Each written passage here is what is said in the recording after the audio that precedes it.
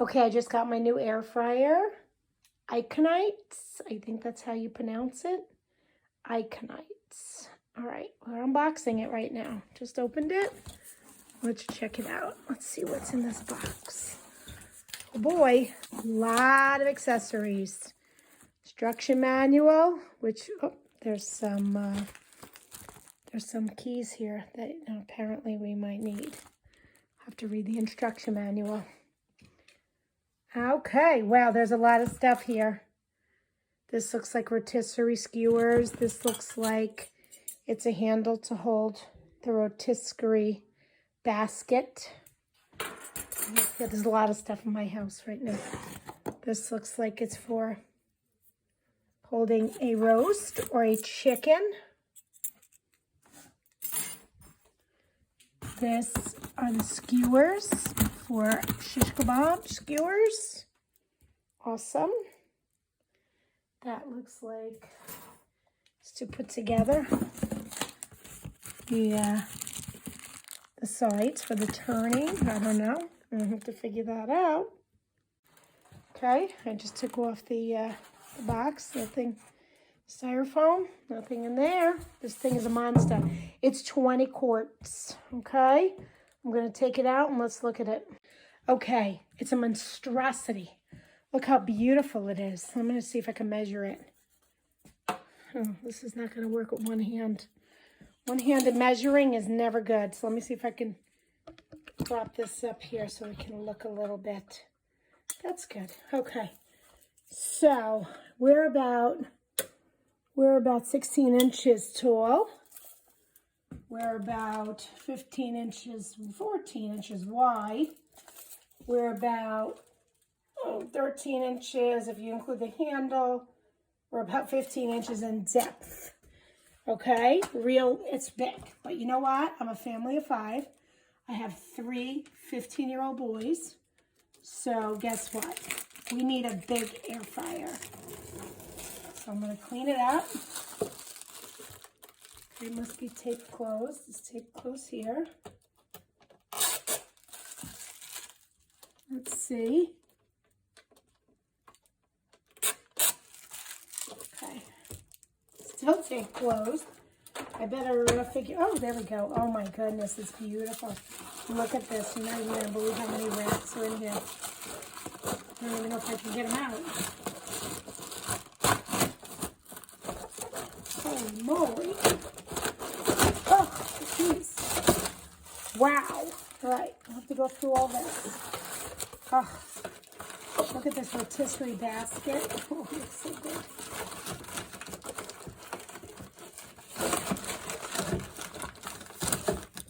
It's a little hard to unpack. There we go. All right. Okay, I'm going to measure the interior for you. Let's see what the interior looks like. You ready? The interior is about 11.5 inches wide. It's about 8 inches high. It's about 10 inches in depth. All right. All right, let me see. It fits nicely under the counter. I'm going to flip it over to show you. There's suction cups on the bottom. I don't know if you could see the suction cups on the bottom of the feet to hold it in place, which is awesome. I like to put my air fryers, sorry about that, on glass cutting boards because I have heard that sometimes they can burn countertops. So I always have mine on a glass cutting board for safety purposes. In addition to that my children can come over here and use the front of the cutting board for cutting the bagels or whatever they want to eat. So I'm going to pause you for a minute and I'm going to open up some of the racks and we'll check out what it came with. Okay, so it comes with a drip tray. So I guess you put that on the bottom so nothing gets dirty. You could probably also use it maybe as like a broiler pan type thing. You have 5 wire baskets. 5. 1, 2, 3, 4, 5. And a deep basket for fries. I want to say this is about, could be like 2 inches, 2-inch basket. Let's check it out. see how deep this basket is. Maybe 1.5, 2 inches. Bear with me, sorry about knocking it around the camera. Yeah, it's about a 2-inch deep basket. And it comes with a rotating basket that you could put, you know, like you could put fries in there. You could put chicken nuggets in there. It looks like the basket has a lip in it though, which is a little confusing. Let me open it up and look inside. There's a bit of a lip in there. So I'm not sure how that's gonna, because when it knocks the food around, I'm wondering if it's going to take breading off of, you know, chicken nuggets or something when it hits that. I didn't realize that that basket has that. So we'll have to see if that's gonna be something we might use. It also comes with these 2 cute little pot holders. To tell you the truth, they seem pretty chintzy. I don't know if they would really do anything. They're very thin. They look like maybe they might be good for the wire racks, but I probably wouldn't use them on anything else. But we'll use them today and we'll find out if they're supposed to do what they're supposed to do. I don't know.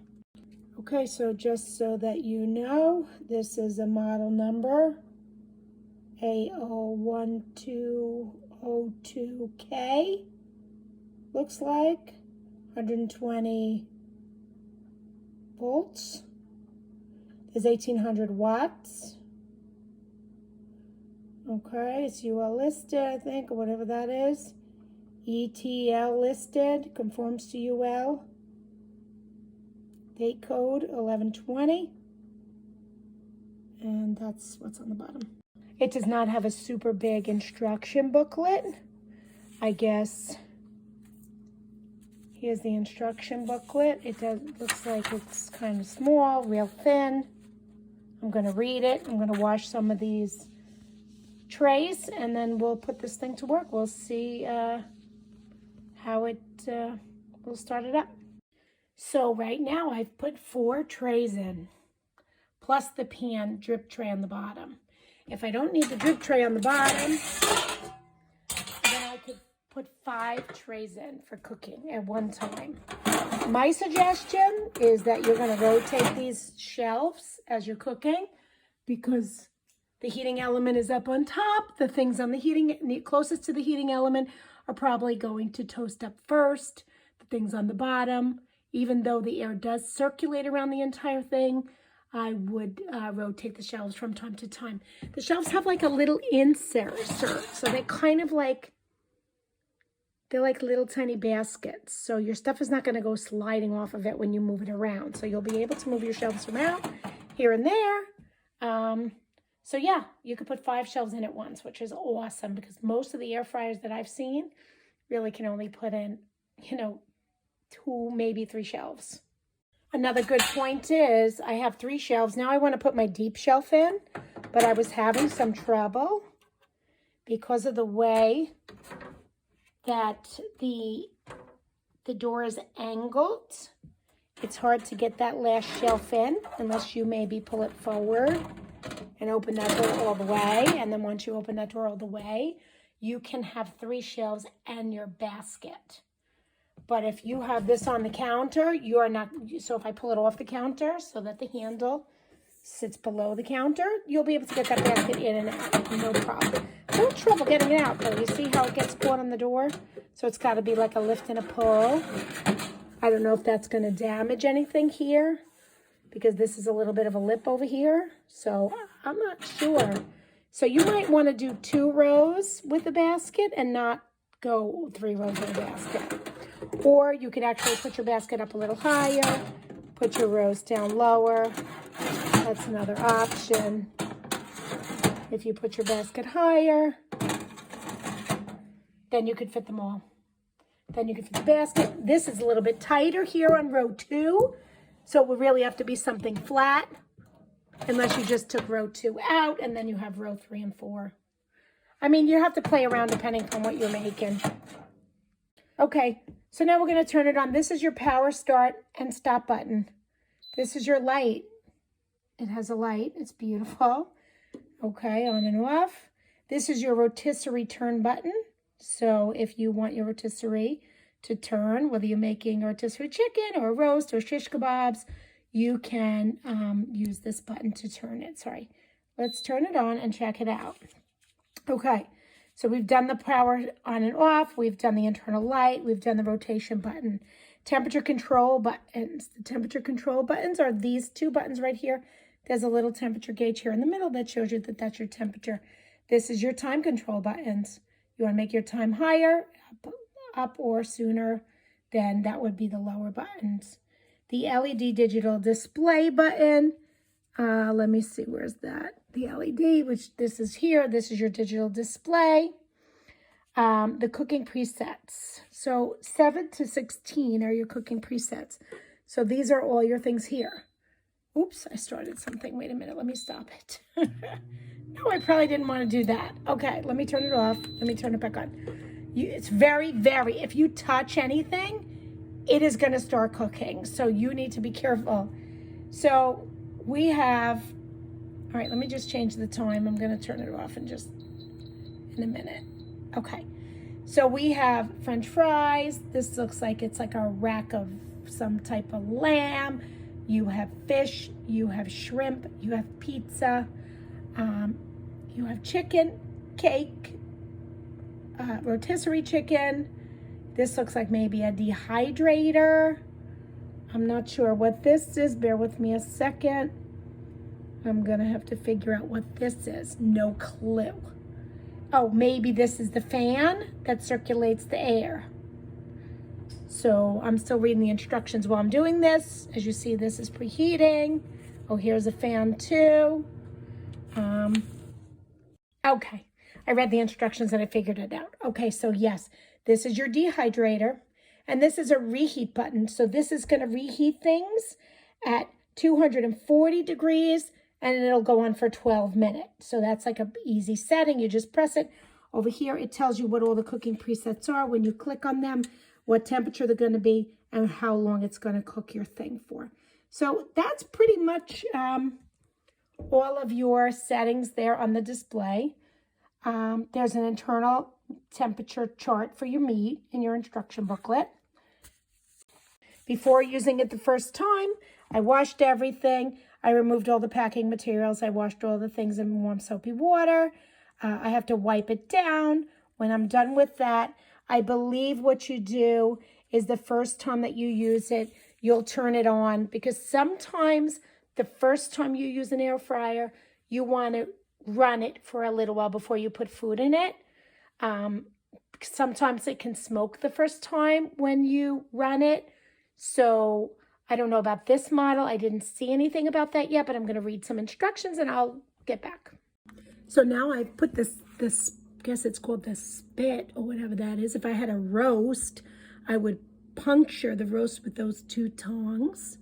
And then I would press the rotating spinner and then that would rotate my food as it cooked. I didn't pick a time or temperature yet. I'm just kind of testing out the spit to see how it turns. So you would do this very similar thing for a rotisserie chicken or for any kind of a roast. And I'm going to stop that from turning right now. And to take that out, you would just lift this up and pull it out. Real easy. But if you were going to be doing that with a hot roast, you would use your spit lifter. It's a little handle thing. It's going to go on either side. You're going to lift up and you're going to pull out your roast like this. You're not going to use your hands. You're going to use this tool all the time. I think this is for the shish kebab basket as well. Okay, I'm just going to let you know that the spit is probably more annoying to put together than it's worth. I cannot imagine actually having meat on that and having to put it together because putting it together on its own was a little bit of a pain in the neck. Maybe it's a trial and error thing. It looked crooked to me, so I put it on the other way. It still looked crooked. I guess that's the way it's supposed to be. But it took me quite a few times to put that together in order to get it to stay. And it was not a good process for me. But it's together, and I guess if I was having shish kebab, I'd be pretty happy watching them cook. I might just stick with the other piece. Might just stick with this and nice roast beef or something. And again, if you were going to take that out, let's see how easy this is. You'd pull it up on the left, and then you would pull it out. And then you would be able to take your skewer out. And then, of course, you're going to put this on someplace, you know, that's not going to damage your countertop. Not going to burn anything because it'll be really hot. Okay, so I just threw it on French fry for now. I just wanted to heat the oven up to 400 degrees. And I put it on 10 minutes because I want to see how loud it is. I want to see how hot it gets. I want to see if condensation builds behind the unit because there's an air vent in the back of the unit. So I want to see if I need to pull it out when I'm cooking because I do not like when the back of my counter gets wet. And it might not happen now because there's nothing in there, so there's no moisture to draw out of the food. But when you have chicken nuggets or French fries, there's a lot of moisture in those items, and the air fryer will basically draw out that moisture, and the back of your counter or underneath your counter may get wet. I have a basket style air fryer. I always have to pull it out when I use it a little bit further away from the wall, and then that doesn't happen. So sometimes you just have to just pull it out a little bit away from the wall. So the light automatically had gone on, and now the light automatically went off after a minute. So this is gonna just, there's a little bit of a smell, like a new appliance smell coming out of it at the moment. So that's another thing I wanted to get, maybe see if I'm burning it off before putting my food in there. I do not want to put my food in there and have my food come out smelling like new appliance. So that's what I'm doing at the moment. So let's see what happens after 10 minutes. Okay, so I did a 10-minute bake with nothing in there. It was a little stinky. I'm gonna let it cool down a little bit now because I want to pull the racks out. I'm gonna try to heat up some fish sticks and some mozzarella sticks, and we'll see how that goes. I was a little concerned because I was hoping that here there would be something for, I mean, it shows you chicken, yeah, but is that chicken or is that chicken nuggets? You know, like I guess that's a piece of chicken, so fried chicken. I don't see anything saying basically, you know, pizza probably would be good for mozzarella sticks. So I don't know if that's a reheating pizza, probably not, probably cooking pizza. Shrimp, that's probably a short time. I would hope that there would have been something there for just like a bagel, make it easy for my kids. So now I'm going to have to tell my kids, you know, maybe you want to do the French fries and only do it 5 minutes because it's 400 degrees and it's going to cook quickly. So it's a little bit of a learning curve of the way we're going to be heating stuff up and toasting bagels and toasting waffles and things like that in the morning because I threw my toaster oven away. This is going to be our toaster oven and our convection oven all in one shot. Okay, so I have put my mozzarella sticks on the bottom and my fish sticks on the top, but guess what? It's touching. So my trays are touching each other. So can I cook this like this? I absolutely cannot. I do not want my trays touching each other, which means I have to move one tray up, another tray down. I could probably put the fish sticks on the bottom and the mozzarella sticks on top. Let's see that. Okay, so that works out a little bit better. You can see that I have a little bit of room between them. I probably might want to move them a little bit more away from each other just so that the air can circulate a little bit better. I do not want my mozzarella sticks so close to the top burn unit because I don't want them to burn before they cook.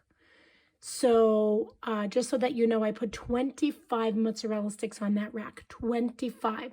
And there's 26 fish sticks on the bottom. I could have put in more, but I stopped at 26 because really it's 25 mozzarella sticks, 25 fish sticks, really pretty greasy and gross. So I'm sure grease is going to drip. And another thing is I probably wouldn't want the fish sticks above the mozzarella sticks either, because if they do drip any grease, then your mozzarella sticks may very well taste like fish sticks too. And you might not want that. So my instructions say that I should cook the mozzarella sticks and the fish sticks at 450 degrees. I'm not going to do that because I know that air fryers cook much quicker and at higher temperatures. So I am going to put them at 400 degrees. And I'm going to put them in for about 10 minutes, and then we're going to check them out. I actually put it on 12 minutes. I'll just pull it out early if I think they're done. So they're cooking now. I'm going to turn on the light. And I'm going to let them cook, and we'll come back and check on them.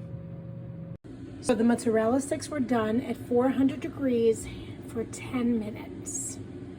They are done. Look at them. They started cracking open and they started...